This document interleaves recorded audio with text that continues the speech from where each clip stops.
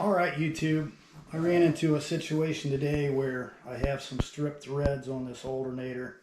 Uh, when it was removed, someone previously had stripped these and had just put a nut on the back, which I think is an acceptable fix. But I wanted to take this opportunity to show you how to fix stripped or damaged threads. And just to show you, when you tighten this up, it gets tight to a point and then it gets loose. And a lot of the time that can be a pretty sinking feeling, but it's easy enough to fix. So I'm going to show you how to use a Helicoil style thread repair today. So hopefully you were looking for an excuse to buy some new tools.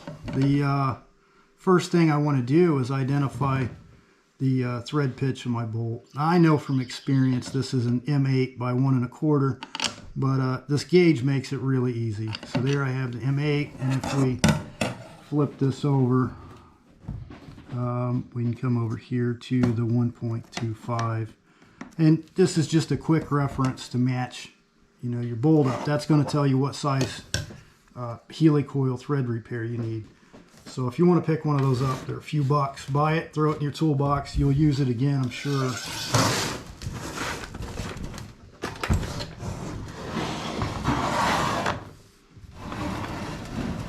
Now we come over and pick out our thread insert. This is just a cheap kit off of Amazon. I'm not paid to endorse this by any means, but it's a decent kit, especially for the price. So now that I've identified my bolt size, I got my M8 by 1.25. We'll get our tools out of here so we can get set up. I'll grab an insert, and just to double check, take your bolt and see that it threads in there. And it does without any resistance. We're in good shape. So we'll take you out to the shop and get you started. So in this case, I don't want any of these metal shavings inside of this alternator. We're just going to tape that up. Some applications you don't have to worry about as much, but an ounce of prevention is better than a pound of cure.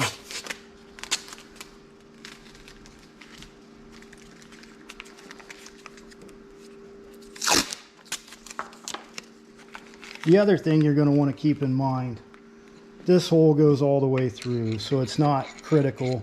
If you're doing this on an engine, say a cylinder head or something like that, and you've got a blind hole that doesn't go all the way through, you're going to want to take and mark. You could actually buy a depth stop, but you're going to want to mark your drill bit for the appropriate depth so that you don't go too far. That would absolutely ruin your day. And all we're using is a drill bit that came with our kit.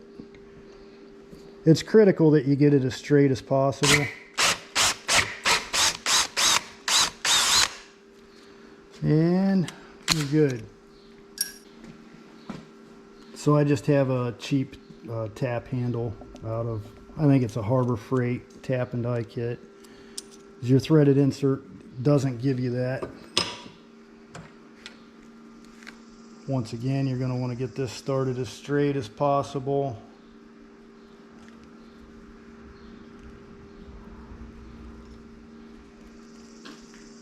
If you're doing this in steel or cast iron, you might want to lubricate the threads, but just with this aluminum, it's not a big deal.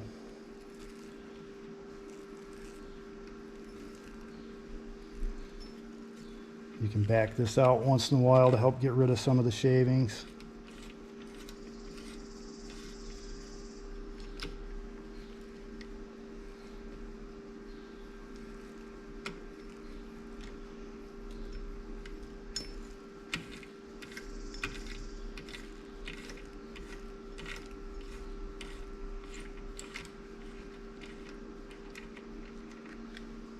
If you have an air compressor, now's a good time to blow that out. I'm just going to turn it over and tap as much of it out of there as I can.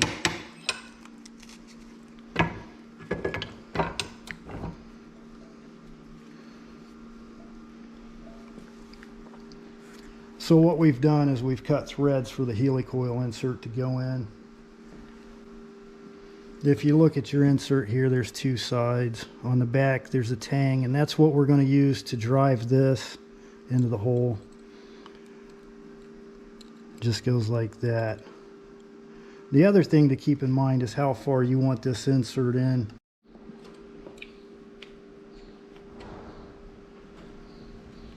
So now we're just going to thread our insert in. This part here is optional, but I like to put a drop of Loctite. You could use red or blue. I'm just using blue because that's what I have on hand. It's not quite as strong as the red Loctite.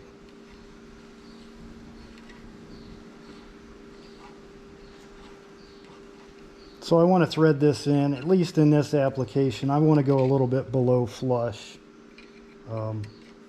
It's going to be different for different situations.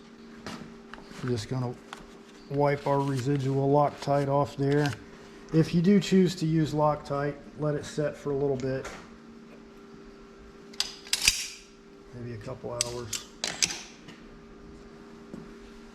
The next thing that has to happen is that tang that I showed you earlier has to get knocked out. This is the tool,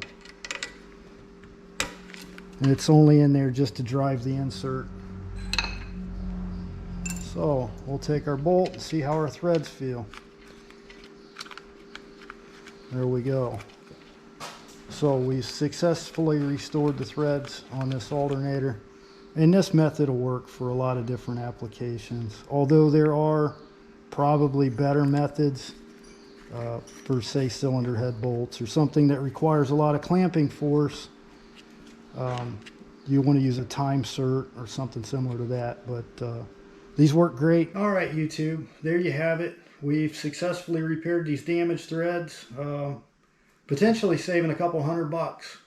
So if you're looking for an excuse to buy some new tools, or maybe you're having a bad day and strip some threads, either way, we showed you how to get it done. I hope that helps someone out. Thanks a lot.